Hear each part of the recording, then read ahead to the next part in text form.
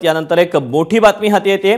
अजितदादा गटाचे नेते भाजप नेत्यांची भाजप श्रेष्ठींकडे दिल्लीत तक्रार करणार असल्याची माहिती सूत्रांनी दिलेली आहे। भाजपच्या वादग्रस्त धार्मिक तेढ वक्तव्य करणाऱ्या नेत्यांची तक्रार आता राष्ट्रवादीचे नेते हायकमांडकडे करणार आहेत। नितेश राणे यांच्यासह काही नेते मुद्दाम मुस्लिम धर्माविषयी वाद निर्माण होणारी वक्तव्य वारंवार करतात। यावरून अजितदादा गटाच्या नेत्यांमध्ये नाराजीचं चित्र आहे। प्रफुल्ल पटेल, सुनील तटकरे थेट दिल्लीत नेत्यांसोबत याबाबत बोलणार असल्याची माहिती सूत्रांनी दिली आहे।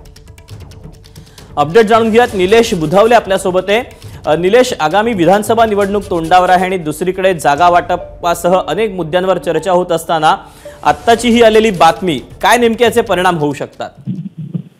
दीपक, खरं तर राष्ट्रवादी काँग्रेस पक्षाचा जो मतदार आहे याच्यामध्ये अल्पसंख्याक समुदायाचा देखील समावेश होतो। अजित पवार सातत्यानं भाषणांमधून आपण अल्पसंख्याक समाजाच्या सोबतच आहोत अशा पद्धतीचा विश्वास देताना आपल्याला पाहायला मिळतात। याच अनुषंगाने जर पाहायला गेलं तर सातत्यानं मागच्या काही दिवसांपासून नितेश राणे किंवा भाजपमधले काही नेते मुस्लिम समाजाबद्दल ज्या पद्धतीने वक्तव्य करतायत आणि ज्या पद्धतीने त्यांचे व्हिडिओ व्हायरल होत आहेत, यावरून राष्ट्रवादी काँग्रेस पक्षाची भूमिका काय असा सवाल सातत्यानं उपस्थित होत होता।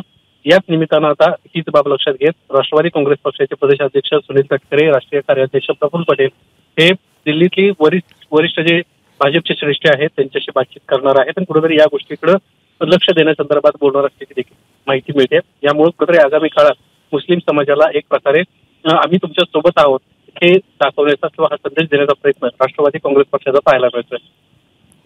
निलेश, धन्यवाद दिलेल्या सविस्तर माहितीबद्दल। एबीपी माझा, उघडा डोळे बघा नीट।